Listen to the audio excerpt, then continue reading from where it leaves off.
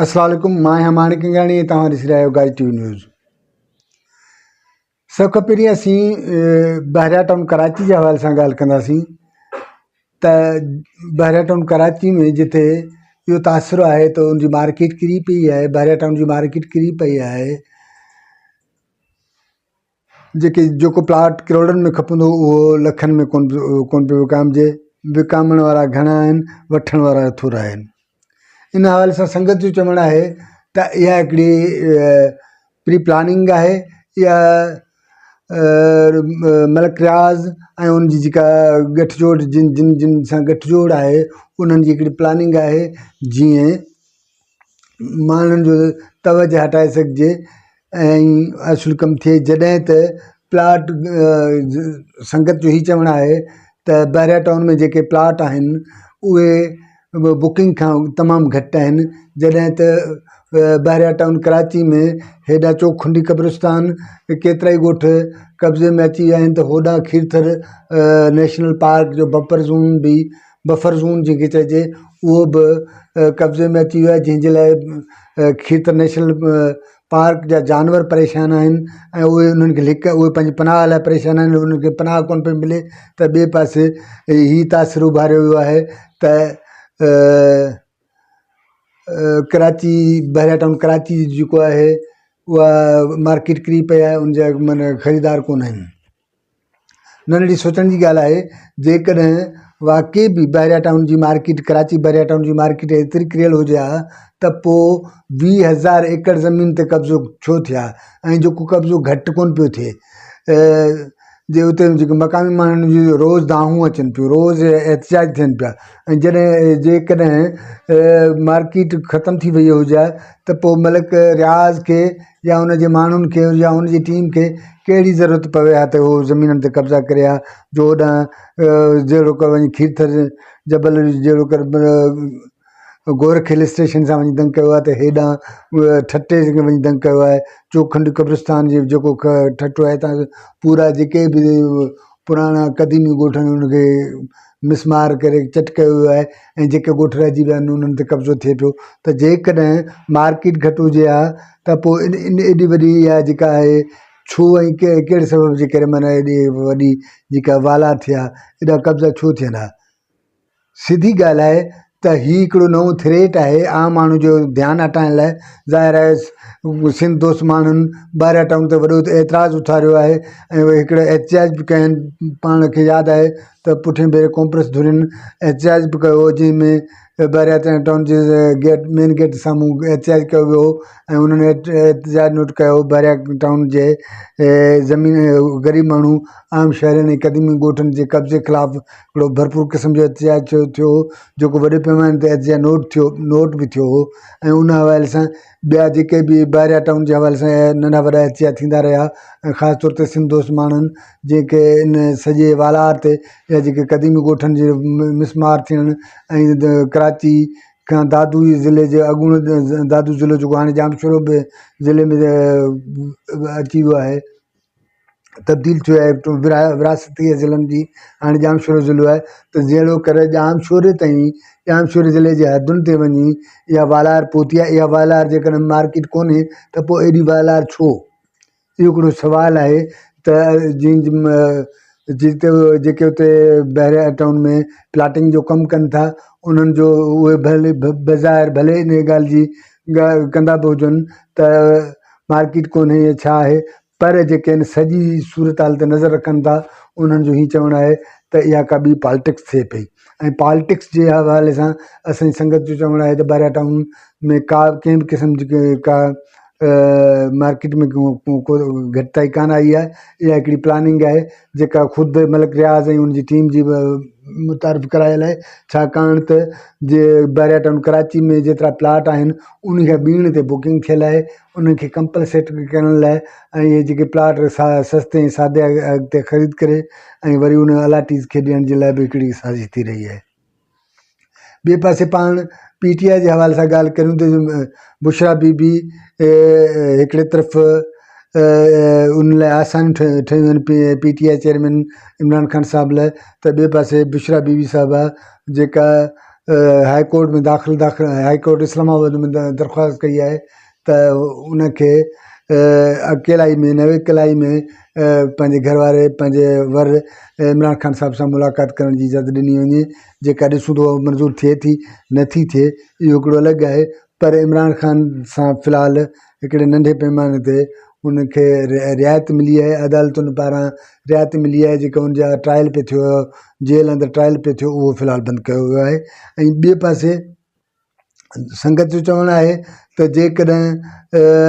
इमरान ख़ान साहिबु इलेक्शन में न बीठो या इलेक्शन में नथो अचे, ज़ाहिर आहे जेके उन ते केस आहिनि उन्हनि मां ई कोन थो लॻे त इमरान ख़ान साहिबु इलेक्शन में अची सघे थो या इलेक्शन में उनजा केस ख़तमु थी वेंदा। छाकाणि त 5 डिसंबर ताईं आख़िरी तारीख़ आहे शेड्यूल इलेक्शन जा। जेके बि शेड्यूल आहिनि ऐं ॿिया जेके मामला आहिनि उहे 5 डिसंबर ते फाइनल थियणा आहिनि। ऐं जॾहिं 5 डिसंबर खां वधि में वधि जेका रिआयत का रिलैक्स जेका हूंदी उहा 10 डिसंबर ताईं हूंदी। उन खां पोइ जेके फार्म भराइण या इन क़िस्म जो ॿियो जेको प्रोसेस आहे उहो ख़तमु थी वेंदो, छो त 8 फरवरी ते इलेक्शन थियण वेंदी। इन सॼी सूरत हाल मां ऐं जेको इमरान ख़ान ते हींअर जेको नओं केस लॻो आहे पंहिंजो 190 बिलियन पाउंड वारो जेको केस आहे, जिन ते जेको नए बि सज़ा हुनजी इहा थींदी। उनखे अलावा जिन ते ॿिया जेके फरह शहज़ादी जा जंहिंखे फरह गोगी बि सॾिजे उनजे हवाले सां या अख़्तियारनि जा ॿिया नाजाइज़ इस्तेमालु करण जे हवाले सां जेके बि इमरान ख़ान साहिब ते केस आहिनि या जिन क़िस्म जूं इन शयूं साम्हूं पियूं आहिनि जेके पेंडिंग में आहिनि, बज़ाहिर साम्हूं कोन आयूं आहिनि या उहे अॻिते हली अची बि सघनि थियूं, पर इन सभिनी केसनि जा फ़ैसिला छा 10 डिसंबर ते अची सघनि था? ज़ाहिर इन जो फ़िलहाल जवाबु न ई नज़र अचे पियो। ऐं इन कंडीशन में इहो ख़्यालु अचे पियो त छा PTI बैलेट पेपर ते हूंदी, छाकाणि त इमरान ख़ान साहिबु स्टिल इहो चाहे पियो त हू उनजे हूंदे उनजी मौजूदगी में उनजी सरबराही में PTI इलेक्शन में वञे, जेका नज़र कोन पई अचे। ॿिए पासे अलीमा ख़ान साहिबा जेका इमरान ख़ान साहिब जी भेण आहे, उन अॻे अलॻि पंहिंजो बयानु हिकिड़ो ॾिनो आहे, सियासी बयानु ॾिनो आहे त इन क़िस्म जी सियासत जो हू हिसो नथा रहणु चाहिनि, जंहिंमें गिरफ़्तारियूं जेल ऐं बिना सबबु तंग करणु कयो वञे। तंहिं करे उन्हनि खे माफ़ु कयो वञे। उहे सभु जेके मामला आहिनि उन्हनि खे बख़्श कयो वञे या इन क़िस्म जूं जेके बि आहिनि, मतिलबु उनजो हिकिड़ो पंहिंजो अलॻि हिकिड़ो रिज़र्वेशन आहिनि इन सॼे इन ते। त हाणे ज़ाहिर आहे त इहा कंडीशन आहे त जेकॾहिं इहा कंडीशन रही त पोइ PTI जो इलेक्शन मैदान में कहिड़ी जाइ ते बीठल हूंदी। ऐं जेकॾहिं PTI नथी अचे त इन जो फ़ाइदो ख़ासि तौर ते पंजाब में नवाज़ लीग खणणु चाहींदी। नवाज़ लीग जी ज़िक्र जे हवाले सां आयो त नवाज़ लीग सां जेके सियासी मसइला इहो पंहिंजो अदालती मामला साम्हूं आया हुआ, अदालती मामला हाणे उन हल थींदा पिया वञनि। हाणे उनजी जेका हिकिड़ी अल अज़ीज़ या मिल ऐं ॿिया जेके केस हुआ जिन में ज़मानतूं मंज़ूर थियूं, उन्हनि जी हाणे कुझु ॾींहंनि में उहो काज़ाब लिस्ट में उनजो अची वियो आहे त जेका लिस्ट तमामु जल्द उनजो जेको ट्रायल शुरू थी वेंदी या उनजी जेको ईंदो। ज़ाहिर इहो फ़ैसिलो लॻे ईअं पियो त उहो जल्दी फ़ैसिलो अची वेंदो। ऐं ज़ाहिर इहो फ़ैसिलो अचे थो त ऐं ईंदो बि सही, छाकाणि त हिकिड़ो जेको जेस्चर असांजे साम्हूं आयो आहे या असांजे नज़रुनि जे अॻियां जेका अप डाउन्स जेके थियनि पिया, डेवलपमेंट जेके थिए पियो मुल्क में इलेक्शन जी सूरत हाल, ख़ासि तौर ते नवाज़ लीग जे सरबराह में नवाज़ शरीफ़ जी वापसी खां पोइ जेका डेवलपमेंट थियनि पिया, रोज़ नयूं शयूं अचनि पियूं, उन हवाले सां जेका आहे त नवाज़ शरीफ़ साहिब जो अदालत जा मामला बिल्कुलु हल थी वेंदा। उन हवाले सां नाले ॿुधाइण खां सवाइ नवाज़ लीग क़यादत इहा ॻाल्हि कंदी रहे थी त हू हिकिड़ो जेस्चर ॾिए पई त ईंदड़ हुकूमत उन्हनि जी आहे ऐं नवाज़ लीग खे ऐं नवाज़ शरीफ़ खे कंहिं बि क़िस्म जो को अदालती थ्रेट कोन्हे या अदालत खां को मसइलो कोन थींदो। ॿिए पासे संगत जो चवणु आहे त इन मामले ते ज़रदारी साहिबु इख़्तिलाफ़ु रखियो हो। इस्टेब्लिशमेंट ऐं उन ताक़तवर धुरियुनि अॻियां एहतिजाज रिकॉर्ड करायो हो त जेको तासु ॾिनो पियो वञे त ईंदड़ हुकूमत पंहिंजे नवाज़ शरीफ़ या नवाज़ लीग जो हूंदी त इहो जेसर न हुजणु घुरिजे। इन सां उन्हनि खे नुक़सानु थींदो, छाकाणि जॾहिं इन क़िस्म जो तासिर ईंदो त पोइ सियासी इतिहाद ऐं ॿिया जेके इलेक्शन में वञण लाइ ॿिया जेके मामला आहिनि उन्हनि जे लाइ बि उन्हनि जो मुतासिर थींदी, उन्हनि खे उनजी भेट में हिकिड़ी पोज़ीशन तब्दील थी वञे। छो त ज़ाहिर आहे जॾहिं इहो तय थी थो वञे या इहो ज़ाहिर थी थो वञे त नवाज़ लीग ईंदड़ हुकूमत में हूंदी या पीपल्स पार्टी जी ईंदड़ हुकूमत हूंदी त ज़ाहिर आहे बाक़ी नंढा सियासी ग्रुप जेके आहिनि या इतिहाद उन तरफ़ माइल थींदा। अहिड़ी तरह जीअं हींअर नवाज़ लीग लाइ MQM खां वठी बलूचिस्तान ऐं ॿियनि सियासी धुरियूं जेके आहिनि ॿियनि सूबे असांजो KPK जी सियासी पार्टियूं आहिनि जेके खटक साहिबु आहे, पंहिंजो मौलाना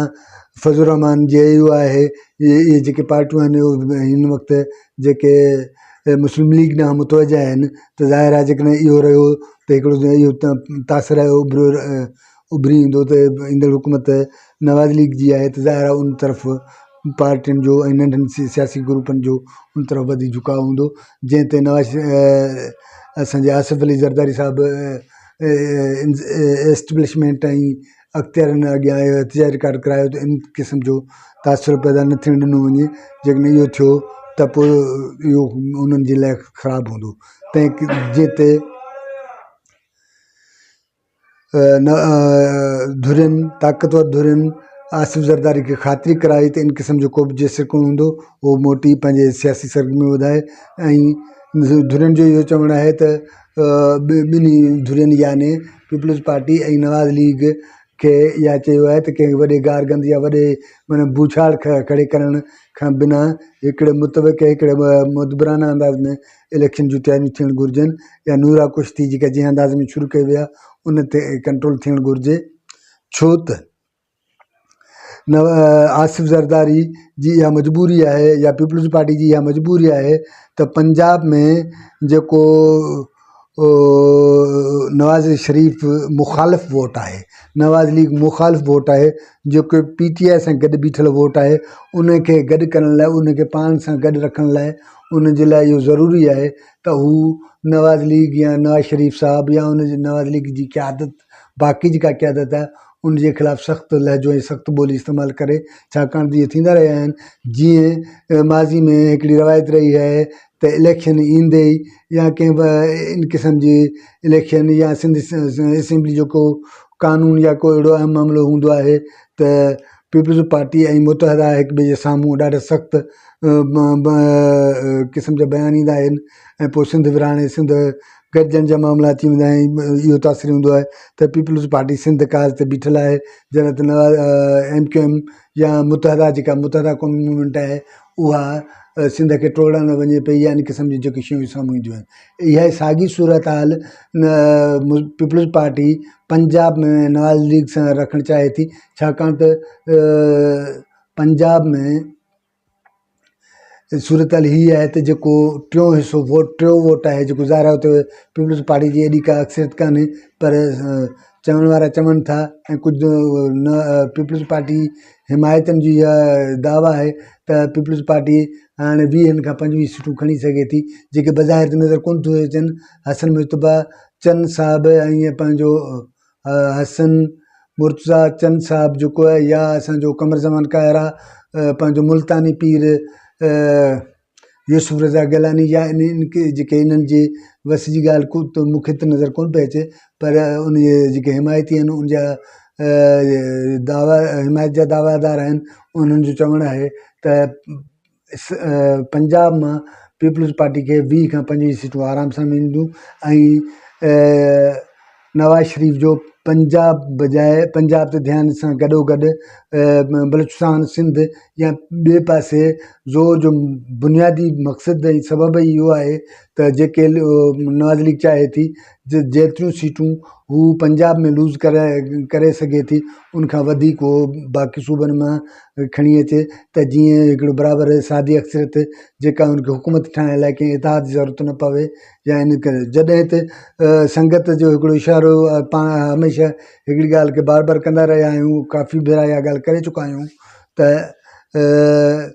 पीपल्स पार्टी ऐं नवाज़ लीग जो हिकिड़ो अंदरि इतिहाद बि आहे जेको लॻे थो ऐं उन धुर संगत जो चवणु आहे त इहो इतिहाद जेको इलेक्शन खां पोइ बिल्कुलु ज़ाहिर थी वेंदो, छाकाणि त हिननि जी वर्किंग रिलेशन अॻु में बि बहितरु रही आहे। ऐं संगत जी दावा आहे त ज़रदारी साहिबु नवाज़ शरीफ़ साहिब सां हुजत करे सघे थो, जंहिंजो नंढिड़ो मिसाल इहो बि आहे त शहबाज़ शरीफ़ खे वज़ीर आज़म वारो मामिलो जेको आयो हो त नवाज़ शरीफ़ साहिबु इन वज़ीर आज़म ते एतिराज़ु हुयो ऐं उनजी ख़्वाहिश हुई त शायदि ख़ाकान अब्बासी या ॿियो को वज़ीर आज़म थिए, पर हुनजे ख़ानदान या शहबाज़ शरीफ़ न हुजे त वधीक बहितरु थींदो। पर संगत जो चवणु आहे त नवाज़ शरीफ़ खे शहबाज़ शरीफ़ जे वज़ीर आज़म वारे मामले ते कन्विंस करणु, राज़ी करणु बि ज़रदारी साहिब जो कमु हो। ख़ैर ॻाल्हि असां वरी इहा कंदासीं त उन्हनि जे विच में वर्किंग कंडीशन आहे जेका कंहिं हद ताईं में सुठी बि रही आहे। जेके शहबाज़ शरीफ़ अॻूणे परॾेही वज़ीर पीपल्स पार्टी जी चेयरमैन बिलावल भुट्टो ज़रदारी साहिब जी उन पढ़े लिखे ऐं बहितर परॾेही वज़ीर जे हैसियत सां तारीफ़ कंदो रहियो आहे, जॾहिं त बिलावल भुट्टो साहिब बि उन शहबाज़ शरीफ़ जे कम ऐं उन्हनि जी तारीफ़ कंदा रहिया आहिनि। ऐं हीअ त इलेक्शन दौरु आहे, भले हिक ॿिए जे ख़िलाफ़ु थियनि, पर चवण वारनि जी दावा आहे त इहा अॻिते हली इलेक्शन खां पोइ मुमकिन आहे त हिकिड़े सेटअप ते हिकिड़े पेज ते अची बीहनि ऐं पावर शेयर फार्मूला जेको आहे उन ते अची बीहनि ऐं पीपल्स पार्टी ऐं नवाज़ लीग कंहिं हद ताईं इहो हिकिड़ो फार्मूलो अप्लाई कनि त वज़ीर आज़म नवाज़ लीग जो हूंदो त परॾेही वज़ीर ऐं सदारत जेका आहे उहा पीपल्स पार्टी जी हूंदी। पोइ बहरहाल इहो बि शेयरिंग फार्मूला केतिरो सही आहे इहो त वक़्तु अचण ते ख़बर पवंदी। फ़िलहालु त हिकिड़ा अंदाज़ा आहिनि ऐं संगत काथो, पर संगत जी जेका राय आहे उहा वज़नदार आहे त इहो ईअं थी सघे थो त असीं इन सॼे जेका गठजोड़ आहे या पीपल्स पार्टी ऐं नवाज़ लीग जी गठजोड़ या नूरा कुश्ती जे हिकिड़े पासे त ॿिए पासे PTI सां जेका सूरत हाल आहे, तोड़े जो PTI चेयरमैन इमरान ख़ान साहिब खे जेल में कुझु रिआयत त मिली आहे, अदालतुनि जे हवाले सां काफ़ी रिलीफ मिलियो आहे, पर हिन वक़्त ताईं PTI जी का बि सियासी चुरपुर नज़र कोन पई अचे, जंहिंजे करे इहा ॻाल्हि चई सघिजे थी त पीपल्स पार्टी भली वोट कलेक्ट करण लाइ हमदर्दियूं संपैथीज़ जेके आहिनि PTI जे वर्करनि जूं हमदर्दियूं उहो पाण सां खणण जे लाइ उनजी हिमायत भली कंदी हुजे, पर हुनजे असुल में मदद करण लाइ किथे बीठी आहे। छो त जेकॾहिं पीपल्स पार्टी PTI जे या जमहूरियत प्रोसेस जी दावादार जेका आहे जेकॾहिं हुन सां सची आहे त पोइ हुन मामले खे बि त सेटल जे हवाले सां का ॻाल्हि ॿोल्हि त थियणु घुरिजे, जेका हिन वक़्त ताईं साम्हूं कोन आई आहे। पीपल्स पार्टी सिंध में हिकु घण मसइलनि ते खे साम्हूं करणा पवंदा, छाकाणि त हिकिड़े पासे सिंध दोस्त धुरियुनि वटि हीउ हिकिड़ो वॾो खां वॾो जेको अहम इशू आहे उहो धारियुनि जी आबादकारी, जीअं त पीपल्स पार्टी कोर्ट ते वञी पहुती आहे। ऐं न सिर्फ़ु इहो, पर पीपल्स पार्टी पंहिंजे हिमायतनि हमदर्दनि जे ज़रिए बि कोर्ट ताईं वेई आहे ऐं गैर क़ानूनी परॾेहनि जे हिते सिंध में रहण वारे मामले जी हिमायत वठण जी कोशिशि कई आहे। ॿिए पासे बहरिया टाउन जेको हिकिड़ो एॾो वॾो प्रोजेक्ट आहे जेको सिंध जी जेका सॼी डेमोग्राफी तब्दील करणु वञे पई, सिंध जी हिकिड़ी ख़ासि तौर ते कराची जी इहा डेमोग्राफी जेका आबादी वारो जेको डेमोग्राफी जेका चेंज थियण जी ख़तरो आहे ऐं ओरिजिनल मक़ामी सिंधी जेके आहिनि असुली बाशिंदा जेके आहिनि सिंधी आहिनि त उन्हनि जे लाइ हिकिड़ो वॾे में वॾो ख़तरो आहे। बहरिया टाउन जा इन क़िस्म जा जेके प्लानिंग थियनि पिया त ज़ाहिर आहे त उते घणे भंग ॿारनि जी उन माण्हुनि जो एतिराज़ु आहे ऐं क़दीमी ॻोठ जेके ठहनि पिया ऐं 20,000 खां वधीक जेको आहे ज़मीन ते कब्ज़ो थी चुको आहे। न रुॻो इहो, पर कुदरत नेचर सां हथ चुरान, ज़ाहिर आहे नेशनल कीर्तर पार्क जेको आहे जंहिंजे बफर ज़ोन खे छेड़खानी थी आहे, उनखे तबाह करण जे नतीजे में उते मौजूदु जेके जानवर आहिनि उन्हनि जी ज़िंदगी ख़तरो अची वियो आहे। ऐं इन सभिनी मामलनि ते जॾहिं इहे सभु मामला पीपल्स पार्टी जे लाइ आहिनि ऐं तोड़े जो पीपल्स पार्टी हिकिड़ी पंहिंजी सियासी हिकमत अमली जोड़ींदे पीपल्स पार्टी सिंध में सभई ताक़तवर जेके ज़िलनि में जेके अहम शख़्सियतूं आहिनि या जेके ताक़तवर धुरियूं आहिनि उहे त पाण सां रखियूं आहिनि, पर जेका अवामी चिड़ आहे, अवामी नफ़रत आहे, उहा पंहिंजी जाइ ते मौजूदु आहे। जेका बहरिया टाउन जे सूरत में धारियुनि जी गैर क़ानूनी धारियुनि जी आबादकारी जो मामिलो हुजे या इन क़िस्म जा ॿिया जेके मामला आहिनि उन्हनि ते हिकिड़ो एतिराज़ु आहे। पर ॾिसूं त इलेक्शन कहिड़ी पोज़ीशन बीहे थी ऐं ईंदड़ सेटअप में छा वाक़ई PP ऐं नवाज़ लीग जी नूरा कुश्ती जेका आहे उहा ज़ाहिर थींदी ऐं इन्हनि जी हिकिड़ी जेका ईंदड़ जेको पावर शेयरिंग फार्मूला जेको तइ थी आयो आहे त ॿई पार्टियूं गॾिजी अॻिते हुकूमत कंदियूं। इन हवाले सां तो वक़्तु बि इंतज़ारु कबो, छाकाणि त बज़ाहिर त सूरत हाल जेका आहे साफ़ु नज़र कोन पई अचे ऐं इहे वक़्तु कंहिं पाकिस्तान जी सियासत हमेशह ईअं रही आहे त एन टाइम ते हिकिड़ो नओं मामिलो साम्हूं अची वेंदो आहे ऐं नवां फार्मूला थींदा आहिनि। नाज़रीन, असांजो प्रोग्राम तव्हांखे सुठो लॻो हुजे त सब्सक्राइब बि कजो ऐं पंहिंजी संगत सां शेयर बि कजो।